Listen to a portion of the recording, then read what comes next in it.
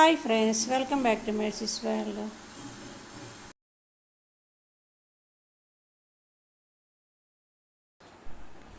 ഇന്നത്തെ ഞങ്ങളുടെ യാത്ര മലേഷ്യയിലത്തെ പ്രധാനപ്പെട്ട ടവറായ പെട്രോണാസ് ട്വിൻ ടവറിലേക്കാണ്.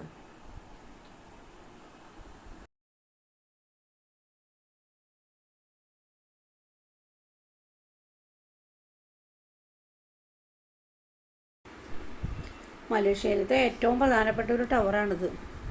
ഇത് കാണാനായിട്ട് ഒത്തിരി വിദേശികൾ അവിടെ എത്തുന്നുണ്ട്. നല്ല മനോഹരമായിട്ടുള്ള ആ ടവർ കാണാൻ വേണ്ടിയിട്ട് ഞങ്ങളും അതിൻ്റെ അടുത്ത് നിൽക്കുകയാണ്, കാണാനായിട്ട് ആസ്വദിച്ചങ്ങനെ നിൽക്കുകയാണ്.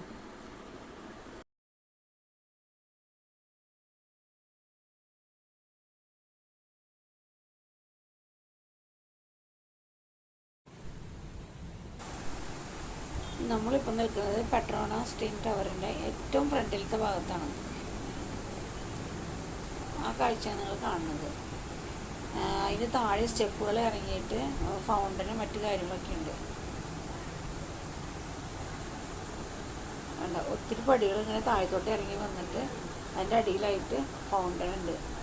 അതിനും പുറകിലും കുറച്ച് സ്ഥലങ്ങളും കൂടി ഉണ്ട്. നമുക്കിത് മുഴുവനായിട്ട് എടുക്കാൻ പറ്റാത്ത കാരണം.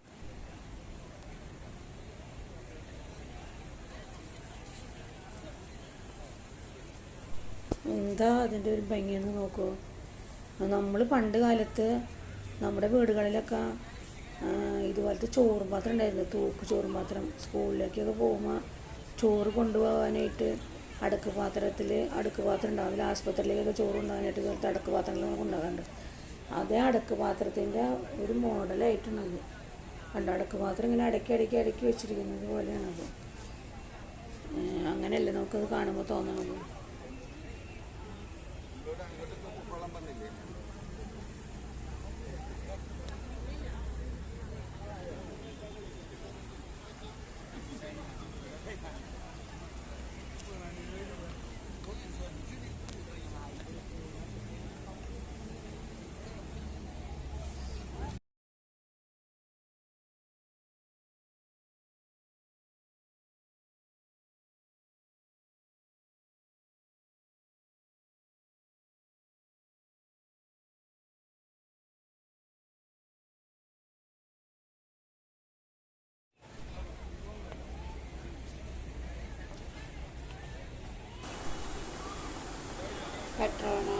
ട്വിൻ ടവറിൽ രാത്രി ലൈറ്റ് തെളിഞ്ഞപ്പോഴത്തെ ദൃശ്യങ്ങളാണ് നിങ്ങളിപ്പോൾ കാണുന്നത് കേട്ടോ.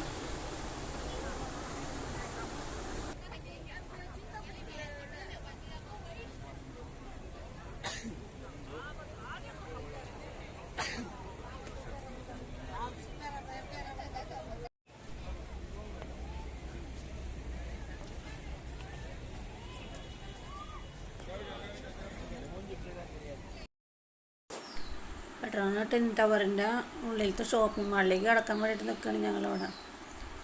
അതിൻ്റെ മുൻഭാഗമാണ് കാണുന്നത്.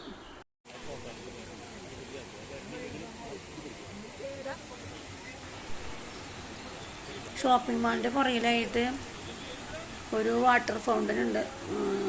അതിൻ്റെ അവിടെ നിൽക്കുന്ന കാഴ്ചയാണ് നമ്മൾ കാണുന്നത് കേട്ടോ. അത് നമ്മുടെ മൈസൂർ വൃന്ദാവനത്തിലത്തെ പോലെ ഉള്ള ഫൗണ്ടനാണ്. പക്ഷേ മ്യൂസിക്കൊന്നുമില്ല. പക്ഷെ ആ ഫൗണ്ടൻ പല വ്യത്യസ്തമായ രീതിയിലാണ്. നമ്മൾ നോക്കുമ്പോൾ ഓരോ പ്രാവശ്യവും ഓരോ വ്യത്യസ്ത രീതിയിലാണത് ലൈറ്റ് തെളിയുന്നത്. ഇതൊരു പ്രത്യേകതയാണ്.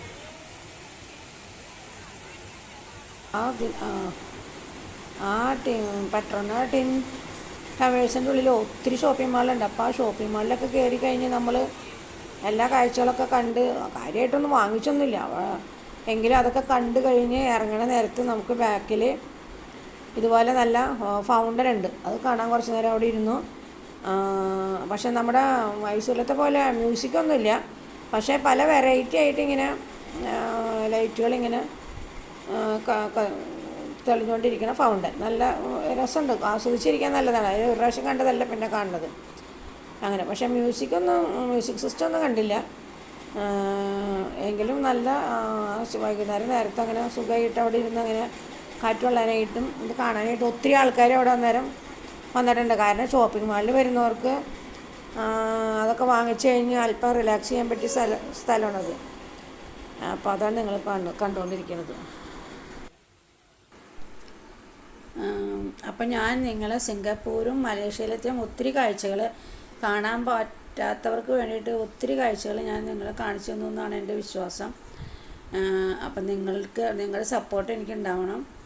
നിങ്ങളുടെ സപ്പോർട്ടും ലൈക്കും ഷെയറൊക്കെയാണ് എൻ്റെ വിജയം. അതുകൊണ്ട് നിങ്ങൾ എന്നെ സപ്പോർട്ട് ചെയ്യുമെന്നാണ് എൻ്റെ പ്രതീക്ഷ. ഓക്കെ. അങ്ങനെ ഞങ്ങളുടെ സിംഗപ്പൂരും മലേഷ്യയിലത്തെ യാത്രകളൊക്കെ കഴിഞ്ഞ് ഞങ്ങൾ തിരിച്ച് വരാൻ വേണ്ടിയിട്ട് ഫ്ലൈറ്റ് കയറാൻ വേണ്ടിയിട്ട് ഉള്ള യാത്രയിലാണ് എല്ലാവരും. അപ്പോൾ ഇതാണ് ഇന്നത്തെ എൻ്റെ വീഡിയോ. ഇനി നിങ്ങൾക്ക് എൻ്റെ വീഡിയോ ഇഷ്ടപ്പെട്ടെങ്കിൽ ലൈക്ക് ചെയ്യുക, ഷെയർ ചെയ്യുക. സബ്സ്ക്രൈബ് ചെയ്യാത്തവർ ദയവായി സബ്സ്ക്രൈബ് ചെയ്യുക. നിങ്ങളുടെ സപ്പോർട്ടാണ് എൻ്റെ വിജയം. അതുകൊണ്ട് നിങ്ങളെല്ലാവരും സപ്പോർട്ട് ചെയ്യുമെന്ന് ഞാൻ വിചാരിക്കുന്നു. അപ്പോൾ ഓക്കെ, ഇനി നമുക്ക് വീണ്ടും അടുത്ത വീഡിയോയിൽ കാണാം.